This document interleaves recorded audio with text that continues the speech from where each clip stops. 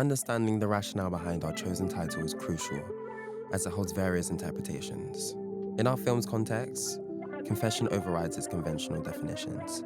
It embodies a profound act of release or a cathartic acknowledgement regarding experiences of sexual assault, something one seeks to unburden themselves from. Our documentary's inception stems from the establishment of an online platform, offering anonymity for any individuals to share their truths regarding sexual assault. The aim was to encourage a sense of openness, challenging the societal stigmatization surrounding such sensitive topics. With sexual assault affecting countless of lives, breaking the silence becomes imperative for societal progress. Since we launched the submission point in November 2023, we received an overwhelming response from survivors and their communities sharing their stories and experiences. While the feedback we received was deeply appreciated, it also highlighted the widespread prevalence of this issue right before our eyes.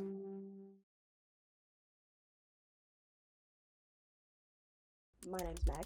I'm 22, and well, I say that I live in Brighton. I'd like to say I'm from Brighton, but I'm not. I grew up in a little village outside of Luton, which is much less glamorous. Hi, I'm Connor. I'm 27 and I'm from Brighton. And I'm about to tell you my story. So back when I was 19, I was a little baby gay, still finding the world. It was the first 2 times that I went clubbing when I was 18, the Friday night and Saturday night. It was the first and only time I wore heels to a club, and I do remember that so vividly because it's really hard to run away in heels in a club. Got on Grindr, as most of us do. I was chatting with this guy. He was, he seemed really funny. He was a bit of a nerd like me. We're talking about horror films like Buffy the Vampire Slayer, etc. We started chatting to a couple of guys in this big smoking area that this club had. They had fire pits. It was really, really huge. And it was very much like Wing Woman situation. We were both like, you can go with him and I'll go with him. Chat, chat, chat. For a good 45 minutes, we were really hitting off with these guys. And then we decided to go to the dance floor. And from that moment, it was almost like everything I'd learned about this person had just completely changed. From what was a very sweet talking, charming guy, we walked into this house themed room. It was really smoky. There were strobe lights. It was very much like people were moving and it was like they were frames. Started out as consensual sex when halfway through he had taken off the condom, and then I realised that by that point he wouldn't stop anyway. And his intention was to spread HIV to me. I didn't get it, but I got a lot of other stuff from that experience.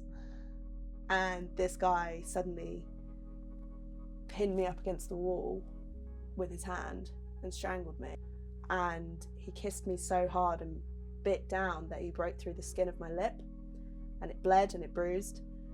And I was stuck against this wall, oblivious to what was happening because everything just happened so quickly. After it actually happened, I didn't know about the HIV thing then. It wasn't until a few days later when I remember it so vividly. I was sat in the bath and I was just scrolling on my phone on the news, and I saw an article about a man who had been arrested in Brighton for intentionally infecting a few guys with HIV. And I was like, oh, I want to read more of this. Clicked on the article, and then I just remember my heart sunk. I just saw that guy's face, and for a second it felt like my whole life was over. I wasn't informed about HIV really then. I was very much ignorant and was under the impression that it was still a death sentence, which it isn't anymore. It's very treatable. You can live a long, healthy life even if you are HIV positive now. The work they can do is amazing. Blood was dripping down me, and the sides of my neck were really swollen. And I looked at her and she looked at me, and we both just started laughing. And I looked down at my feet and there were blisters on my feet from where I just absolutely bolted across this huge club. There were 3 floors. Just kind of laughed it off. I was 18. I didn't know that wasn't acceptable behaviour, I suppose. But yeah, I just remember that feeling of seeing his face, seeing that article, and then knowing that for the next few weeks my whole life was kind of going to be a tumultuous, like up and down, horrible time, and I was right. I wrote a poem, I remember this so vividly, after I was walking down my hill from my house, from my student house. I was going to a party. I was wearing this one-piece mustard coloured jumpsuit with big white leather boots, and I felt so hot. And these guys in a white van pulled up next to me and started just yelling these obscene, horrible things. And it was that point where I just went, ding, fuck you, I'm going to write a poem about you. Wrote this piece, and it was one of my strongest pieces that I've ever written. I submitted it for university work. I performed it in various different poetry shows, and it's always met with such high praise because it's funny. I'm talking about these men that kind of drag themselves out of this horrible white van, and their bulging stomachs are scraping across the gravel, and then there's me in these like white leather boots just stepping on them. And it's such a piece about power and reclaiming that power that every time I read it, I can transport myself back to that point, being like, I don't know you shit. I can write about you, and I can reclaim this to make it about me and how hot I am, because you've got nothing.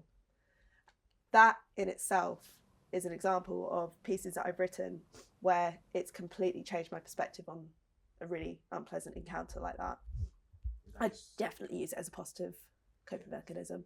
I wanted to be a writer. I was at film school, and during this period of time, I remember locking myself away, and I actually wrote a script about the situation. It wasn't like a real, like, it wasn't like a word for word reenactment. It was just my take on it in like a horror film script.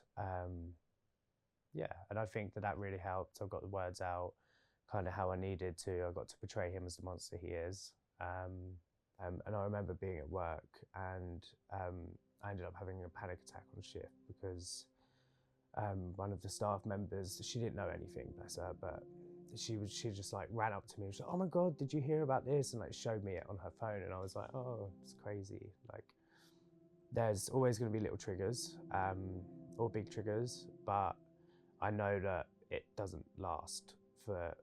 Like, I have my moment, and then I pick myself back up and I just carry on, because it's all we can do.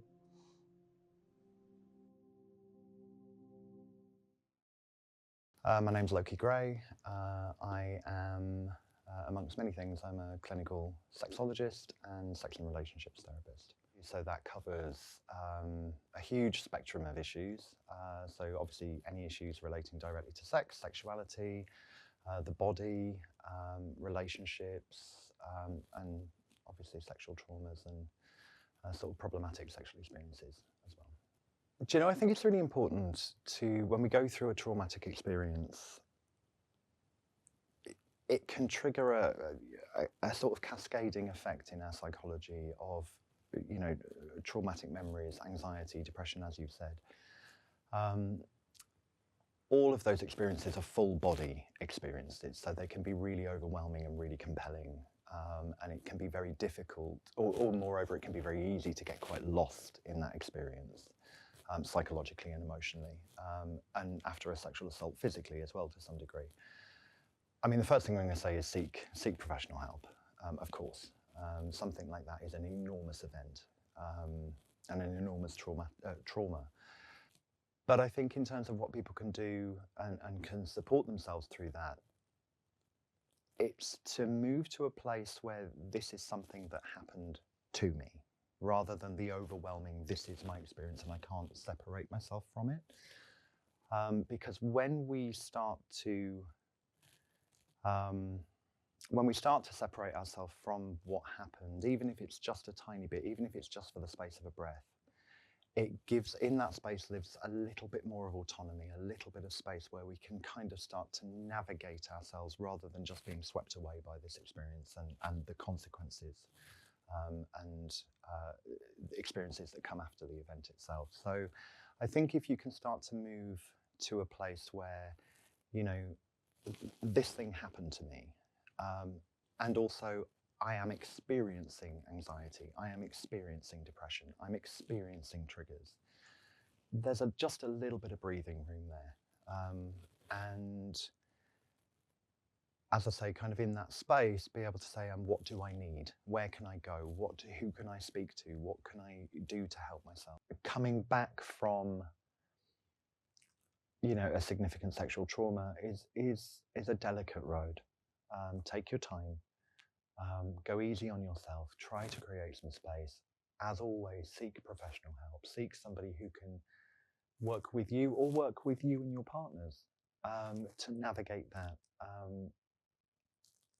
And honour the needs of everyone, whilst containing the experience and supporting the victim of the assault to process and work through what's happening, both in the immediate and long term.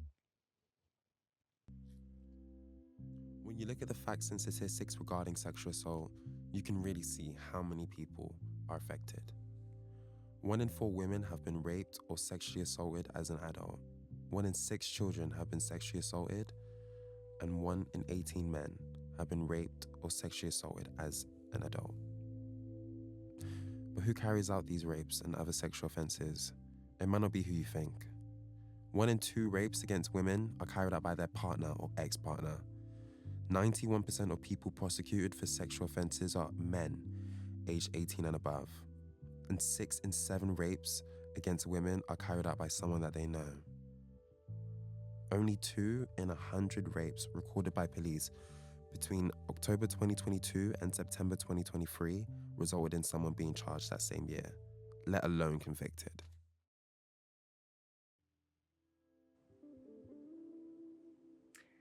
Define feminine. Divine feminine is displayed when I'm on my knees, waiting upon your hour of need, gazing up through my lashes, the feminine displayed. I make my face wide, slightly afraid at the way my body folds and morphs at your touch, which doesn't take much. Does my absent stare make you hard when I catch your glare and hold it? An actor on your personal stage, bottled rage that lasts an age, the whispers of protest sing in my ear from ancestral sisters as the man says down and I kneel.